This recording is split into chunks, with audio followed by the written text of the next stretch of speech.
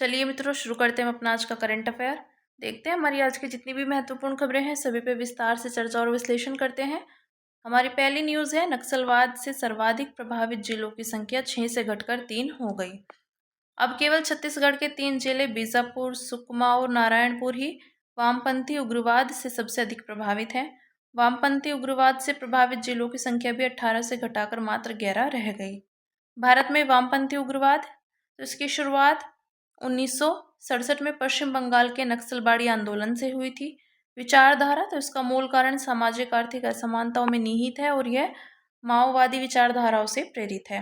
नक्सलवाद ऐतिहासिक रूप से भारत के कुछ सबसे दूर दराज, पिछड़े और आदिवासी बहुल क्षेत्रों में ज़्यादा प्रभावी रहा है। सरकार ने 31 मार्च 2026 तक वामपंथी उग्रवाद को पूरी तरह से समाप्त करने का लक्ष्य निर्धारित किया।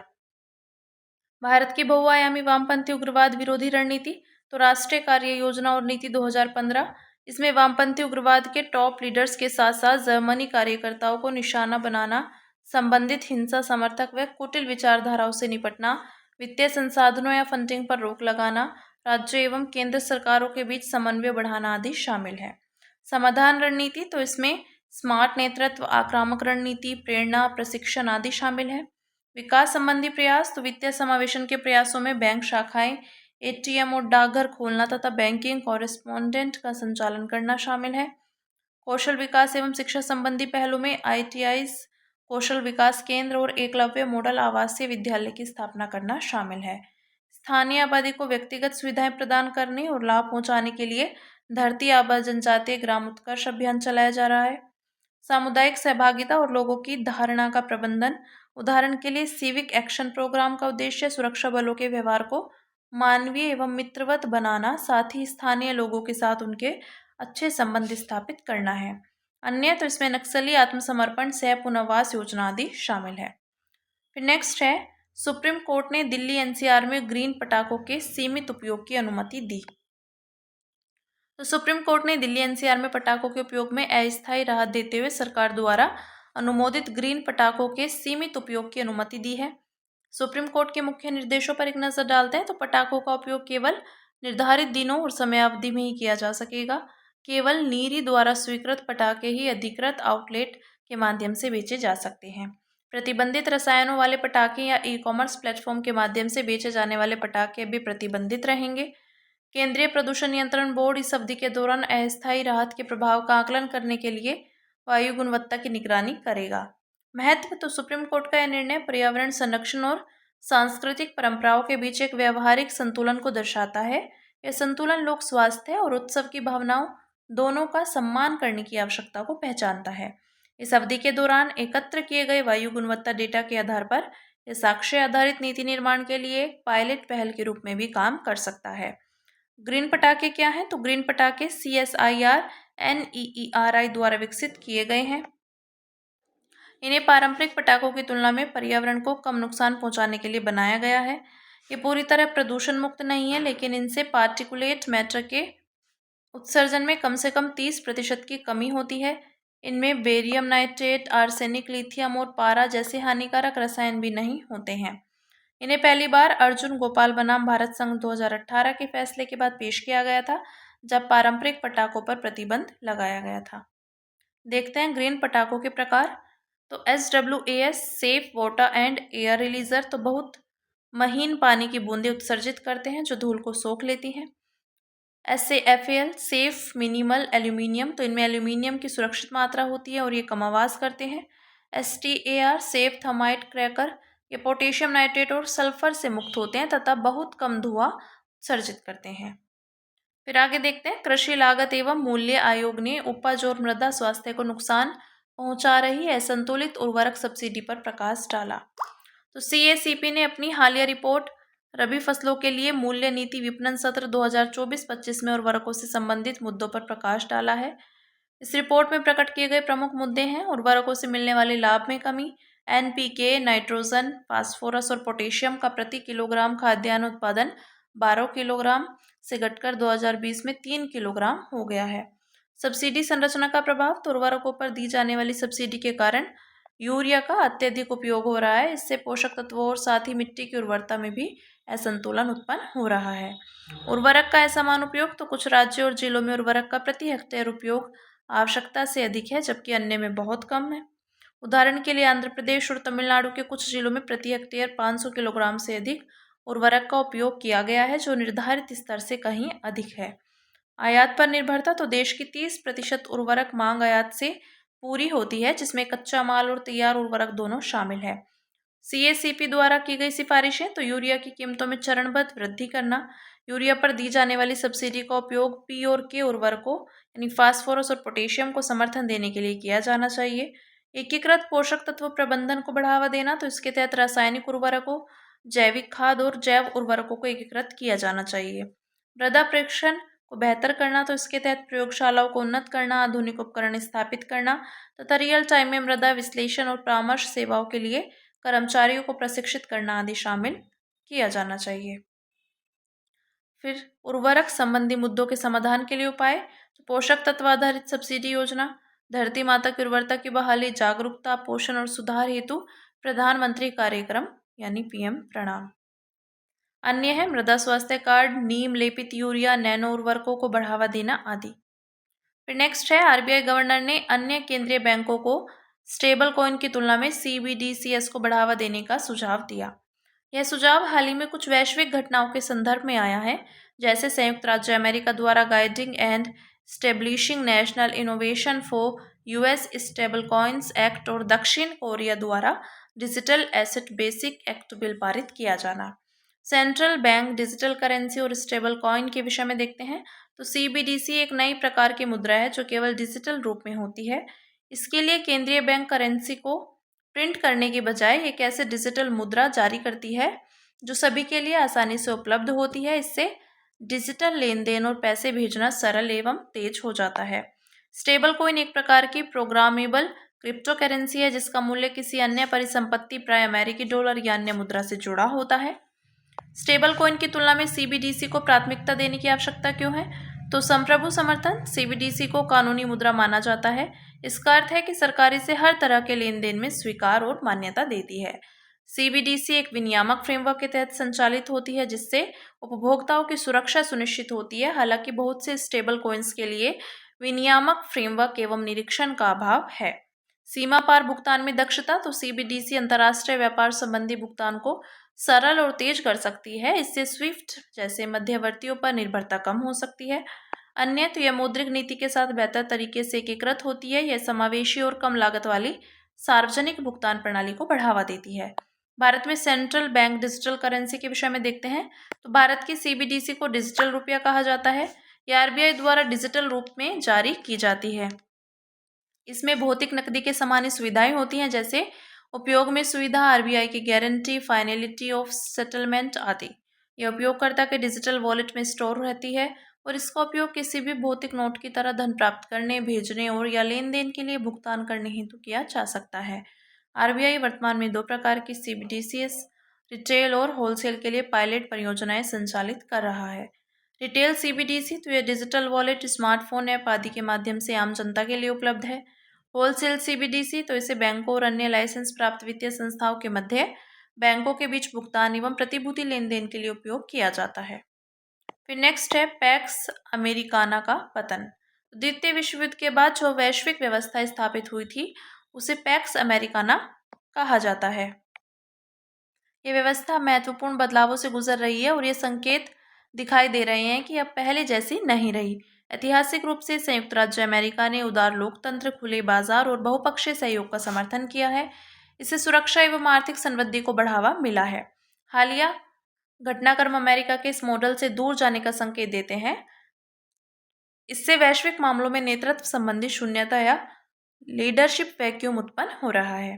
पैक्स अमेरिकाना व्यवस्था के पतन के लिए जिम्मेदार कारक, तो अतीत से संबंधित कारक, विरोधाभासी कार्यवाहियां, तो वियतनाम युद्ध, मध्य पूर्व में अमेरिकी हस्तक्षेप और 2008 के वित्तीय संकट ने अमेरिका की विश्वसनीयता को कमजोर किया है। मौजूदा कारक, तो नीतिगत बदलाव, अमेरिकी राष्ट्रपति ट्रंप की अमेरिका फर्स्ट नीति के तहत शामिल आक्रामक व्यापार नीतियों ने भी अमेरिकी प्रभाव पर प्रतिकूल असर डाला है। बहुपक्षीय संस्थाओं का कमजोर होना, तो अमेरिका द्वारा अंतर्राष्ट्रीय समझौतों से बाहर हटने की उसकी सॉफ्ट पावर की छवि कमजोर हुई है। चीन का बढ़ता प्रभाव, तो अमेरिका की वैश्विक नेतृत्वकारी भूमिका के कमजोर पड़ने का फायदा उठाकर चीन स्वयं को बहुपक्षवाद के रक्षक के रूप में प्रस्तुत कर रहा है तथा बेल्ट एंड रोड इनिशिएटिव जैसी पहलों के माध्यम से अपना प्रभाव बढ़ा रहा है। चीन अब 100 से अधिक देशों का सबसे बड़ा व्यापारिक साझेदार बन गया है, जिससे इसका क्षेत्रीय और वैश्विक प्रभाव मजबूत हुआ है। हालांकि दक्षिण चीन सागर में चीन की आक्रामक विदेश नीति, मानवाधिकारों से संबंधित मुद्दे, जल कूटनीति आदि चीन की सॉफ्ट पावर संबंधी छवि तथा इसकी वैश्विक स्वीकार्यता को सीमित करते हैं। आगे की रहा, तो पैक्स अमेरिकाना के पतन से वैश्विक व्यवस्था अधिक खंडित यानी पैक्स मल्टीपोलारिस हो सकती है। इससे भारत जैसे राष्ट्रों को जिम्मेदार वैश्विक नेतृत्वकर्ता के रूप में उभरने का अवसर प्राप्त होगा, जिससे अधिक समावेशी और न्यायसंगत अंतर्राष्ट्रीय व्यवस्था का निर्माण होगा। देखते हैं भारत के लिए अवसर। तो भारत रणनीतिक स्वायत्तता की दिशा में प्रयास कर रहा है, जिसका उद्देश्य ब्रिक्स जैसे मंचों के माध्यम से लीडरशिप वैक्यूम को भरना है। भारत अपनी आर्थिक साझेदारियों में विविधता लाकर निवेश को आकर्षित करके और वैश्विक व्यवस्था में आवश्यक सुधारों का समर्थन करके प्रमुख शक्तियों के साथ अपने संबंधों को संतुलित कर सकता है और ग्लोबल साउथ के देशों के हितों को बढ़ावा दे सकता है। फिर बात करेंगे अन्य सुर्खियों की, जिसमें पहली न्यूज है समुद्र शक्ति अभ्यास। तो विशाखापट्टनम में 5वां समुद्र शक्ति अभ्यास शुरू हुआ। यह भारत और इंडोनेशिया के बीच द्विपक्षीय समुद्री अभ्यास है। 2 चरणों में विभाजित किया जाता है, बंदरगाह चरण और समुद्री चरण। फिर नेक्स्ट है संयुक्त राष्ट्र मानवाधिकार परिषद। तो भारत 7वीं बार संयुक्त राष्ट्र मानवाधिकार परिषद का सदस्य चुना गया। भारत निर्विरोध निर्वाचित हुआ। भारत को वर्ष 2026 से 2028 के 3 वर्ष के कार्यकाल के लिए चुना गया है। नया कार्यकाल अगले वर्ष में शुरू होगा। संयुक्त राष्ट्र मानवाधिकार परिषद के विषय में देखते हैं, तो इस संयुक्त राष्ट्र प्रणाली के तहत एक अंतर सरकारी संस्था है। इसका उद्देश्य विश्व स्तर पर मानवाधिकारों को बढ़ावा देना और उनकी रक्षा करना है। स्थापना, तो इसे 2006 में संयुक्त राष्ट्र महासभा द्वारा मानवाधिकार आयोग की जगह स्थापित किया गया था। सदस्य, इसमें कुल 47 सदस्य देश होते हैं, जिन्हें संयुक्त राष्ट्र महासभा प्रतिवर्ष चुनती है। प्रत्येक सदस्य का कार्यकाल 3 वर्ष का होता है। कोई देश अधिकतम 2 लगातार कार्यकाल के लिए ही सदस्य बन सकता है। कार्यों की बात करें तो यह मानवाधिकार पर वैश्विक चर्चा के लिए एक मंच प्रदान करती है, संकल्प पारित करती है, सदस्य देशों के मानवाधिकार रिकॉर्ड की समीक्षा करती है और मानवाधिकार उल्लंघन की जांच तथा विशेष प्रक्रियाएं शुरू करने के लिए आदेश जारी करती है। फिर नेक्स्ट है भारत कनाडा संबंध। तो भारत और कनाडा के विदेश मंत्रियों के बीच हुई वार्ता के बाद दोनों देशों ने संबंधों को मजबूत करने के लिए एक नया रोड मैप तैयार करने पर सहमति जताई। कनाडा के पूर्व प्रधानमंत्री ने एक सिख अलगाववादी की हत्या में भारत की संलिप्तता का आरोप लगाया था। इसकी वजह से पिछले लगभग 2 वर्षों से दोनों देशों के संबंध तनावपूर्ण रहे हैं। नए रोड मैप के मुख्य बिंदु, तो कनाडा भारत मंत्री स्तरीय ऊर्जा संवाद को फिर से शुरू करने पर सहमति हुई। एलएनजी और एलपीजी के द्विपक्षीय व्यापार को बढ़ावा दिया जाएगा तथा तेल, गैस खोज एवं उत्पादन क्षेत्र में निवेश को प्रोत्साहित किया जाएगा। इनमें स्वच्छ तकनीकों में सहयोग भी शामिल होगी। संयुक्त विज्ञान और प्रौद्योगिकी सहयोग समिति को फिर से प्रारंभ किया जाएगा। Green hydrogen, biofuel, carbon capture, utilization और स्टोरेज तथा इलेक्ट्रिक मोबिलिटी जैसी संधारणीय और कम कार्बन उत्सर्जन वाली ईंधन तकनीकों पर सहयोग करने पर सहमति बनी। आर्टिफिशियल इंटेलिजेंस, साइबर सुरक्षा और फिनटेक जैसी नए तकनीकों में अनुसंधान हेतु साझेदारी पर विशेष जोर दिया गया है। फिर next IUCN species survival commission. तो भारत के प्रसिद्ध वन्यजीव संरक्षण विशेषज्ञ विवेक मेनन को वर्ष 2025 से 2029 के लिए IUCN स्पीशीज सर्वाइवल कमीशन का नया अध्यक्ष चुना गया। इसकी स्थापना 1949 में हुई थी। यह दुनिया के लगभग हर देश से जुड़े 10,500 से अधिक स्वैच्छिक विशेषज्ञों का विज्ञान आधारित नेटवर्क है। यह IUCN को जैव विविधता संरक्षण, प्रजातियों के प्राकृतिक महत्व और पारिस्थितिकी तंत्र के स्वास्थ्य व कार्य प्रणाली में उनकी भूमिका से संबंधित जानकारी प्रदान करता है। फिर नेक्स्ट है REDD+। तो REDD+ कार्यक्रम के तहत संचालित केवल कुछ ही उष्णकटिबंधीय वनों की कार्बन ऑफसेट परियोजनाओं ने वनों की कटाई को कम करने में बड़ी सफलता हासिल की है। इसके विषय में देखते हैं। इससे आशय निर्वनीकरण और वन निम्नीकरण से होने वाले उत्सर्जन में कटौती plus reducing emission from deforestation and forest degradation plus. यह पहल संयुक्त राष्ट्र जलवायु परिवर्तन फ्रेमवर्क कन्वेंशन के पक्षकार देशों द्वारा विकसित की गई। REDD का अर्थ है विकासशील देशों में निर्वनीकरण और वन निम्नीकरण से होने वाले उत्सर्जन में कटौती। प्लस का अर्थ है जलवायु की रक्षा करने वाली वन संबंधी अतिरिक्त गतिविधियों जैसे कि वनों का सतत प्रबंधन, उनका संरक्षण और वन कार्बन भंडारों का संवर्धन। इसके तहत यदि कोई विकासशील देशों वनों की कटाई कम करने में सफल होता है तो उसे उत्सर्जन में कमी आधारित भुगतान प्राप्त हो सकता है। यह कार्यक्रम पेरिस जलवायु परिवर्तन समझौते का भी हिस्सा है। फिर नेक्स्ट है इसमें WMO green house gas bulletin. तो विश्व मौसम विज्ञान संगठन ने ग्रीन हाउस गैसों की स्थिति पर अपनी 21वीं ग्रीन हाउस गैस बुलेटिन जारी की। इसके मुख्य बिंदु देखते हैं तो CO2 रिकॉर्ड स्तर पर वर्ष 2024 में वायुमंडलीय कार्बन डाइऑक्साइड का स्तर 423.95 ppm तक पहुंच गया। यह 2023 की तुलना में 3.55 ppm अधिक है। यह 1957 में गणना शुरू होने के बाद से सबसे बड़ी वार्षिक वृद्धि है। सबसे गर्म वर्ष 2024 अब तक का सबसे गर्म वर्ष रहा, जहां वैश्विक तापमान औद्योगिक क्रांति पूर्व स्तर से 1.55 डिग्री सेल्सियस अधिक दर्ज किया गया। ये पहली बार है जब वैश्विक तापमान ने पेरिस समझौते की 1.5 डिग्री सेल्सियस सीमा को पार किया। रेडिएटिव फोर्सिंग, तो वायुमंडल में अधिक समय तक रहने वाले ग्रीन हाउस गैसों में 54% की वृद्धि दर्ज की गई। रेडिएटिव फोर्सिंग एक ऐसा माप है जो पृथ्वी की जलवायु पर अलग अलग बदलावों के प्रभाव की तुलना करने में मदद करता है। अधिक रेडिएटिव फोर्सिंग का अर्थ है वैश्विक औसत तापमान में समान अनुपात में वृद्धि। अन्य ग्रीन हाउस गैसें तो मीथेन और नाइट्रस ऑक्साइड का स्तर भी औद्योगिक क्रांति पूर्व स्तरों से ऊपर बढ़ गया है। फिर नेक्स्ट, प्रशियन ब्लू कैप्सूल। तो भारत ने सीजियम 137 संदूषण के दुष्प्रभाव को कम करने में उपयोगी प्रशियन ब्लू कैप्सूल्स इंडोनेशिया को भेजे हैं। CS-137 रेडियोएक्टिव समस्थानिक है जो परमाणु विखंडन के दौरान उत्पन्न होता है। इसका उपयोग चिकित्सा उपकरणों और औद्योगिक गैसों में किया जाता है। इसके प्रभाव में आने पर जलन, रेडिएशन जनित बीमारी और यहाँ तक कि मृत्यु भी हो सकती है। इसके विषय में देखते हैं तो प्रशियन ब्लू आंतों में रेडियोएक्टिव सीजियम और थैलियम को फंसाकर शरीर में उनके अवशोषण को रोकता है। यह इन हानिकारक तत्वों को शरीर से बाहर निकालने में मदद करता है, जिससे रेडिएशन का प्रभाव कम होता है। इस तरह स्वास्थ्य को होने वाले नुकसान की संभावना को कम करता है। फिर नेक्स्ट है टाइम रोडो क्रिस्टल। वैज्ञानिकों ने पदार्थ की एक नई अवस्था टाइम रोडो क्रिस्टल की खोज की। यह पदार्थ की एक ऐसी अवस्था है जो समय के साथ क्रम और क्रमभंग का एक अनोखा मिश्रण प्रदर्शित करती है।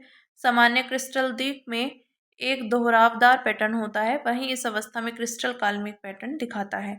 इसका व्यवहार आंशिक रूप से क्रमिक और आंशिक रूप से यादृच्छिक होता है, यानी यह पारंपरिक टाइम क्रिस्टल की तरह बिल्कुल एक जैसा पैटर्न दोहराता नहीं है। इस अवस्था को नियंत्रित प्रायोगिक परिस्थितियों में क्वांटम प्रणालियों में देखा गया है, जैसे कि हीरे में परमाणु स्पिन। महत्व, तो यह क्वांटम कंप्यूटिंग को बेहतर बनाता है और समय पर निर्भर तकनीकों में उपयोगी हो सकता है। फिर अंत में बात करेंगे हेनले पासपोर्ट इंडेक्स की। तो हेनले पासपोर्ट इंडेक्स 2025 में भारत का पासपोर्ट 85वें स्थान पर है। पिछले इंडेक्स की तुलना में भारतीय पासपोर्ट की रैंकिंग में गिरावट दर्ज की गई है। सिंगापुर के पासपोर्ट को सर्वोच्च रैंकिंग मिली है। इसके विषय में देखते हैं, यह हेनले एंड पार्टनर्स द्वारा जारी किया जाता है। यह आवासीय और नागरिकता संबंधी योजनाओं में विश्व की अग्रणी कंपनी है। यह इंडेक्स दुनिया के देशों के पासपोर्ट्स की रैंकिंग करता है, इस आधार पर कि किसी देश के पासपोर्ट धारक बिना वीज़ा के कितने देशों की यात्रा कर सकते हैं। यह index international air transport association के विशेष डेटा पर आधारित है। महत्व देखते हैं इसका, तो पासपोर्ट की रैंकिंग जितनी अच्छी होती है उसके धारक उतने अधिक देशों में बिना वीज़ा के प्रवेश कर सकते हैं। रैंकिंग किसी देश के राजनयिक संबंधों, आर्थिक प्रभाव और अंतर्राष्ट्रीय भरोसे का संकेत माना जाता है। फिर बात करेंगे सुर्खियों में रहे स्थल की, जो है किर्गिस्तान, राजधानी बिश्केक। तो भारत और किर्गिज गणराज्य ने आतंकवाद रोधी उपायों और क्षेत्रीय सुरक्षा पर सहयोग बढ़ाने पर सहमति व्यक्त की। किर्गिस्तान मध्य एशिया में स्थित है। सीमावर्ती देश हैं कजाकिस्तान, चीन, तजाकिस्तान और उज्बेकिस्तान। यह पहले USSR का एक गणराज्य था। इसने 31 अगस्त 1991 को अपनी स्वतंत्रता की घोषणा की। भौगोलिक विशेषताएं, तो प्रमुख पर्वत श्रृंखलाएं तियन शान, कोक शालताऊ, अलाई, ट्रांस अलाई आदि। सबसे ऊंची जगह विक्ट्री पोबेडा पीक 7439 मीटर। प्रमुख नदियां नरीन, चू, सीर दरिया। प्रमुख झील लेक यस्यक, इस्क कुल। ठीक है, बात की हमने किर्गिस्तान की। तो हमारी आज की जितनी भी महत्वपूर्ण खबरें थी हमने सभी पे विस्तार से चर्चा और विश्लेषण किया। अब इसी के साथ मिलते हैं कल अपनी नई खबरों के साथ।